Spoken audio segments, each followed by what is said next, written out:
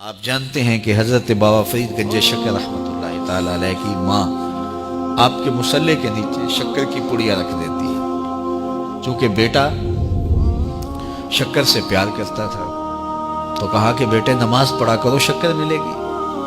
تو شکر کی پڑیاں چپکے سے مصلے کے نیچے رکھ دیتی ہے۔ بیٹا سلام پھیرتا ہے، مصلہ اٹھاتا ہے تو شکر کی پڑیاں مل جاتی۔ اللہ اکبر! ایک دن کہیں گئی تھی، واپس پلٹی تو راستے میں ہی لیٹ ہو گئی۔ تو دل میں رہ رہ کے خیال آ رہا ہے آج بیٹا مصلہ اٹھائے گا تو میں نے تو آج شکر کی پڑیاں نہیں رکھی۔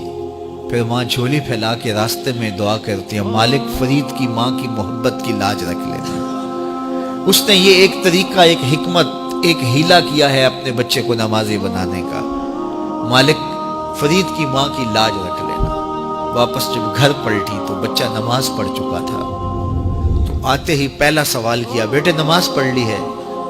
تو بیٹے نے کہا ہاں امی نماز تو پڑھ لی، لیکن کے بعد ماں کا دل دھڑکنے لگا کہ لیکن کے آگے یہ نہ ہو کہ آج مجھے شکر کی پڑیاں نہیں ملی۔ کہا لیکن، تو ماں کا دل دھڑک رہا ہے۔ کہا کیا بیٹا؟ کہا لیکن ماں آج جو شکر کی پڑیاں ملی ہے نا اس کا مزہ ہی کوئی اور تھا، اس کا لطف ہی کوئی اور تھا۔ کہا پہلے فرید کی ماں دیتی رہی، اب فرید کا رب دے رہا ہے۔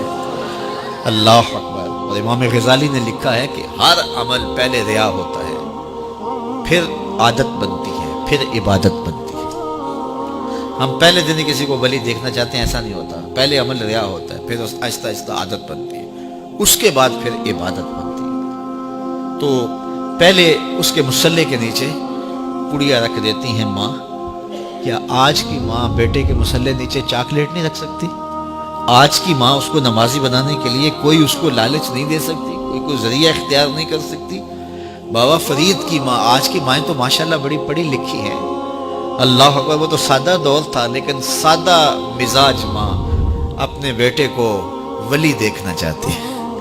آج کی ماں اپنے بیٹے کو ڈاکٹر دیکھنا چاہتی ہے، انجینئر دیکھنا چاہتی ہے، اچھا بزنس مین دیکھنا چاہتی ہے۔ میں کہتا ہوں بنے، ہمیں خوشی ہے، لیکن سب سے پہلے ماں یہ سوچے کہ میں اپنے بیٹے کو عاشق رسول دیکھنا چاہتی ہوں، میں اپنے بیٹے کو اچھا انسان دیکھنا چاہتی ہوں، اچھا مسلمان دیکھنا چاہتی ہوں۔ باقی صفات بھی اس میں پیدا ہوں، لیکن جو بنیادی صفت ہے وہ بچے کے اندر کوٹ کوٹ کے بھر دی جائے۔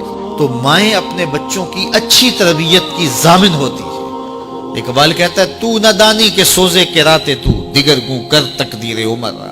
میری بہن تو نہیں جانتی، اگر تو بہن ہو کے قرآن پڑھے تو تیرے بھائی عمر کی تقدیر بدلے گی، اور اگر ماں ہو کے قرآن پڑھے تو بیٹا نیزے کی نوک پہ قرآن سنائے گا۔ حضرت خواجہ قطب الدین بختیار کاکی رحمۃ اللہ تعالی علیہ 14 پاروں کے حافظ تھے۔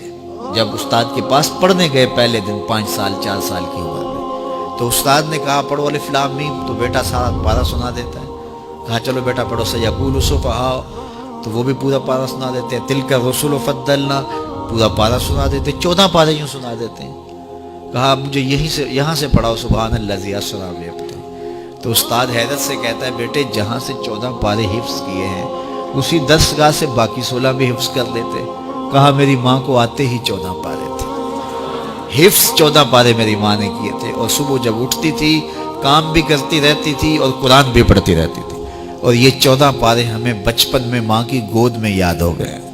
اللہ اکبر! جب ماں ایسی ہو تو بیٹا قطب الدین بختیار کاکی ہی بنے گا، ماں مائی راستی ہو تو بیٹا بابا فرید بنے گا، اور ماں ایسی پاکیزہ صفت ہو کہ اس نے غیر محرم کو نہیں دیکھا تو بیٹا شیخ عبد القادر جیلانی ہی ہوگا، اور ماں فاطمہ ہو تو بیٹا حسین اور حسن ہی ہوگا نا۔ تو ماں باپ کی صالحیت کے اثرات مرتب ہوتے ہیں۔